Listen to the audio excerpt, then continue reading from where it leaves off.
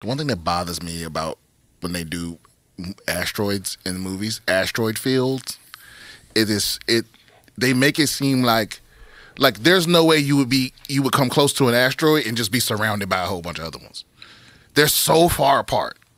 It's like there's like the way they always show them in movies is true, right? Completely wrong. Yeah, I never even thought of that. Yeah, there's no way you would have to like dodge between.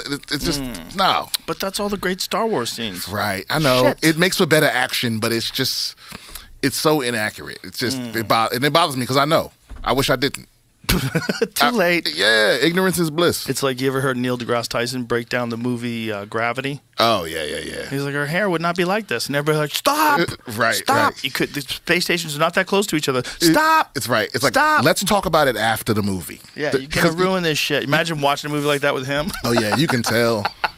You know, he probably not possible. He probably loses his mind in Lord of the Rings. He's like, magic is not real. Hey, Neil. Yeah. Well, he goes so far with his skepticism, though, that he's not open-minded to the possibilities that, like, alien life has visited Earth.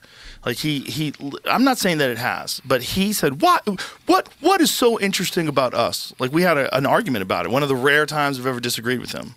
We are so insane. We have nuclear weapons. We shoot video through the sky. We'll go to South America to study a rare frog, right? They'll spend hundreds of thousands of dollars on these expeditions to find these little deer that people can't see in Vietnam. Like, are they still alive? They've done that before. Like, you don't think that a curious alien would want to look at a species that's on the verge of changing what type of civilization it is? They're becoming integrated with technology and computers. Yeah. Artificial intelligence is ready to emerge. Gene editing is a real thing that's being practiced right now, and in levels that we probably aren't even aware of. This is just, we know that one story because one guy got busted and he went to jail, but we know they did it. Oh, okay, yeah. So how many of them did they do that they didn't tell us about? Maybe they decided like maybe it'd be better if we just shut the fuck up. See, I feel like every time I'm on here, we talk about the Fermi paradox because that's really what it boils down to. It doesn't necessarily. No? No, because we don't have the ability to see these places. We don't have the ability to, we really don't have detailed imagery of any other planet. We have very rough estimations of the temperatures. No, I shouldn't even say rough. I should say they're not precise. Right? So we don't know exactly what it's like there. We don't know if there's life there. We don't know what kind of life that would be, like a life that could breathe a completely different environment, a different kind of air than we breathe, with different levels of gases. It's totally possible. Like, if things breathe underwater. The only example we have is Earth. But even on Earth, we have so many variables. Things breathe under fucking water, man. I mean, we drown in there. They die up here. Yeah. Like fish, that's nuts. Bro, there's a live shit everywhere. Even places where you would think shit would be like they found life around those volcanic vents. Those vents on the ocean floor, like acidic, like nothing should be able to be alive there. And it's like 1,000 degrees is coming out of there. Yeah, but also if aliens, because mathematically they definitely exist. At least it seems like highly likely that some life is out there, right? Highly likely. But if I feel like a species that was sufficiently advanced to be curious about us and study, we wouldn't be able to tell that they were here. That's true too.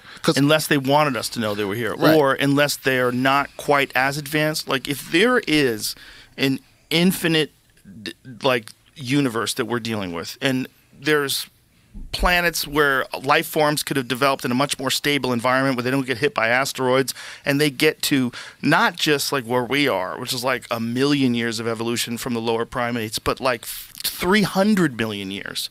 Like, what if they just stay alive and they just continue to advance to the point where they're literally like gods?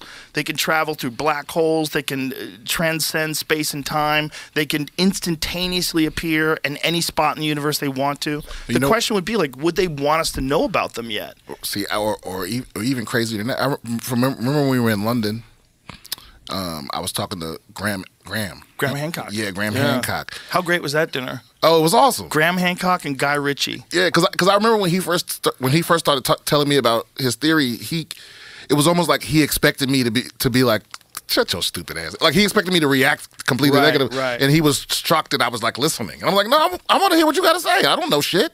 Well, right? his theory is based on asteroidal impacts. Yeah, well, his combined with Randall Carlson's. Yeah, he said he thinks that there may have already been a more developed human species that got wiped out, and they could have sent someone to another place. It's totally possible that it's anyone who can build the pyramids could build anything. If you can make that, we would struggle to make the pyramids today. And I know people love to say, "Oh, human beings could do it." Sure, we could do it. But you have to realize there's 2,300,000 stones in the Great Pyramid of Egypt. And some of them are cut from a quarry that's hundreds of miles away. And these are massive, massive stones that were cut with such precision that in many cases when you're inside the pyramids, before, like on the outside everything's fucked up because it used to be covered in limestone. But people looted it and they broke off the limestone. They built cities with it and shit. Okay. Horrible. They built a lot of like Cairo, apparently, the early days. The people stole limestone from the Great Pyramids. That's how goofy people are. So that's all rough and fucked up on the outside, but it didn't used to be like that. It used to be flat and smooth to the point where it was probably polished and reflective. Like, they don't know exactly what it looked like, but they know that the precision inside, in some of the areas, like where you look at the stones, you can't even get a razor blade in between those rocks. And these are massive stones. And the amount of calculations that are involved and the amount of precision that has to be involved. And to take this design where you're stacking stones on, you can't have any errors when you get to the top. You have so many stones, a millimeter here, a millimeter there. You get to the top, you're all fucked up. But do you think that Neil's skepticism comes from, because the other side of it is the speed of light, because that's the big huge barrier, right? Is it's like for us to be visited by an alien species, they would have had to have figured out a way to get around that, either to go faster than the speed of light, or to have some kind of workaround, like, you know, warp bubbles or whatever the fuck that we. I think that's more likely it. Yeah, because I think the way we're thinking about it is very archaic. The fire comes out the back. I think we're thinking about it like a catapult. You know, like back when they had a catapult, like, this is the shit, bro. I got the new catapult. It's like the Staccato 390 catapult with the fucking cut the ropes and that fucking rock goes flying. That was as good as anybody. No one ever thought like missiles would come out of jets. You have a hypersonic jet, it's shooting fucking missiles. Well, that's the thing. You talk to futurists, and they're always wrong.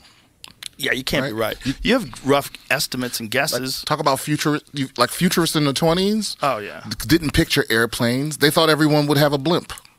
Like, everyone will have a personal blimp. That's what they thought.